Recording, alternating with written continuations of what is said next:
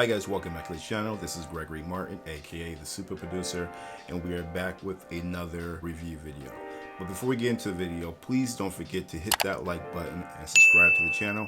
It keeps you notified whenever I post a new video. And with that being said, let's just jump right into today's content. And today we are reviewing the Netflix docu-series Crip. When I first saw this series pop up in my email of Netflix's suggested videos, my first thoughts were, wow, I didn't know that the Crips, the Crips, had a documentary coming out. And so then when I go to Netflix to actually watch it, I see that I was totally off base on what I was thinking. I saw handicapped people in the thumbnail, and I thought, okay, so this is Crip Camp. So this is obviously a camp for disabled, handicapped individuals. I thought, let me just give it a watch and see what this is about.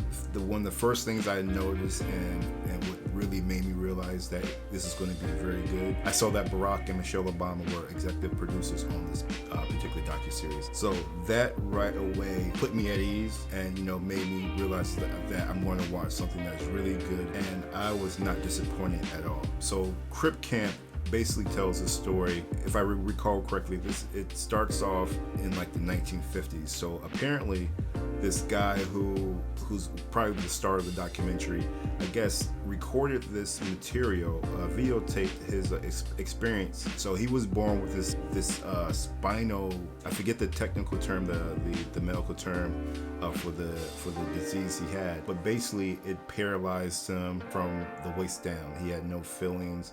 He had to, crawl around most of his life to get into his wheelchair and things of that nature. He felt like an outcast. His parents were able-bodied. I think he had a sister who had no issues, but he felt like an outcast in his life, with people around him always having to care for him. And so with that being said, someone had the foresight to recognize that there's a very large community of individuals who are all experiencing the same things.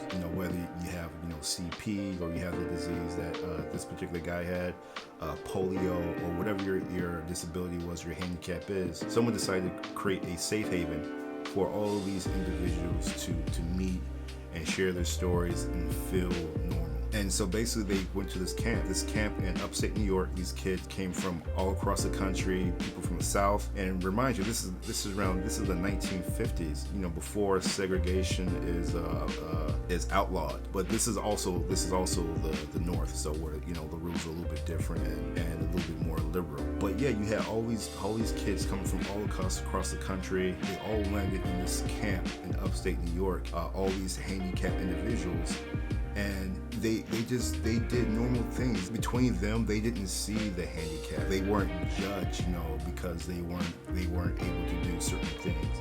This camp was geared towards them, to their prosperity, to them, gaining those lifelong relationships that us as humans yearn to have. When I was watching it, it felt very, it kind of separated me from these people being handicapped. To me, they were just human people. They were human beings, having a conversation and gathering with a singular cause.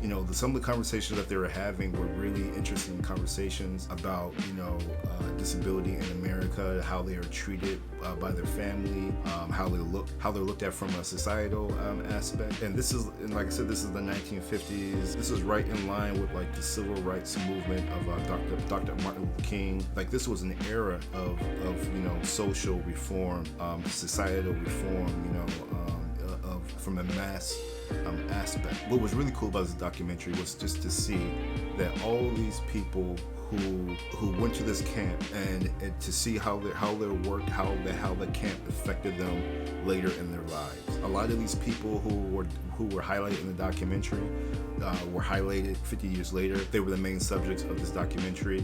One of the women who attended this camp, she had polio, and after she graduated high school, she went on to lobby the United States government, making rules and laws that don't exclude handicapped individuals. So without her groundwork and some of her counterparts' groundwork, today we wouldn't have, you know, hospitals with handicapped accessibility, buildings that have handicapped accessibility, schools, public buildings, federal buildings, and even on the state level, we wouldn't have these things without people like her being the driving force for these laws, you know, that are still into effect, you know, 50, 60 years later. So it was very historical as well, and it enlightened me on stuff that I had no idea was happened. You know, I didn't realize that, you know, now that after watching the documentary, it makes you realize that, yeah, someone had to introduce these legislation, and some of the big players senators at the time, you know, rest in peace, Edward Kennedy. You know, he was a big proponent of this. There's a lot of senators and like congressmen who had, you know, and which makes sense. Everyone has someone that, you know, may be affected by, you know, handicap or some disability, maybe in their family or their friends or some, you know, walk of life. They have someone who is affected by it. So to see, and then also to see the other side of the coin, like this legislation was first brought up in, I want to say, the Nixon administration. It was introduced as a bill, but it wasn't passed by Nixon. And then it was introduced again during the Carter administration, and there was some pushback from some secretary position. I forget the name of the position, because I don't think it's in a more contemporary cabinet at the White House now. But it took what, four different administrations before it finally passed in the first Bush's presidency. This movie was really amazing in highlighting that fact, you know, of, you know, all the different backdrops that were going on at the time. But then it did a really good job of highlighting these individuals. These are just regular people. They just have handicaps, you know. You know, they're talking about, you know, wanting to have sex, you know, wanting to have, you know, be social. They're talking about exploring themselves sexually. There's one story where this woman, she was, I believe she had a CP, and she was her first sexual experience. You know, she was like, you know, I'm not getting any younger. She had sex with her, I guess, driver, and you know, and she ended up getting gonorrhea, and she was so happy about that, you know, and it was just so funny. As a, you know, non-handicapped person, you would shudder to have something like that, but she welcomed it. She thought that made her normal, and it's crazy to see that perspective from this documentary. So I really enjoyed it, and I think it's definitely a really solid watch. You know, I think this is definitely, for me, probably one of the better documentaries. I know Tiger King is kind of like the hot documentary right now.